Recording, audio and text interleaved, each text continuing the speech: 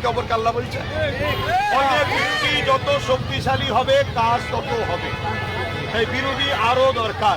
এমএলএর কাজ হলো বিধানসভায় গিয়ে তার বিধানসভায় যা প্রয়োজন সেই কথাটাকে তুলবে, নোট হবে, ওই রাজ্যের যে সরকার সে করবে। নওশাদ বিধানসভায় তুলেছিল হিমঘর করার কথা, এই সরকার করেনি। ভাঙড়ের কলেজ নতুন করে আইটিআই কলেজের কথা করেনি। হসপিটালকে সেবার কথা বলেছিল, করেনি। আরো অনেক কিছু আপনারা তো সবই শুনে, সেগুলোকে ভাঙড়ে করেনি। পঞ্চায়েতের হাতে পার বছরে 5 কোটি করে আসে, 10 কোটি করে আসে, সেই টাকা আজকে 15 বছর পঞ্চায়েত তাদের হাতে, তারা করছে কি? আর 3.5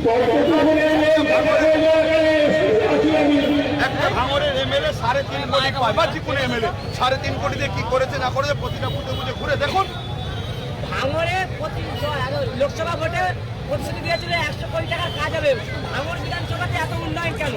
আজকে যিনি প্রতিশ্রুতি দিয়েছিলেন লোকসভায়, তিনি এমপি সাহেব কোথায়? ভাঙড়ে দেখা যাচ্ছে না কেন?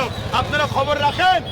আসামে বিজেপিকে উপকার করবে বলে যে যে জায়গায় মুসলিম অধ্যুষিত কংগ্রেস জিতার চান্স আছে, সেই সেই জায়গায় 28 না 30টা জায়গায় সিট দিয়ে মুসলিম ভোট কেটে বিজেপিকে জিতাবার জন্য এই বিজেপির সরকারের তুষর মমতা ব্যানার্জি তোমাদের এমপিকে পাঠিয়ে দিয়েছে ওখানে। উনি ওখানে যে করছে, কত বুঝে আসছে? সেখানে কোনো পরিচয় নেই।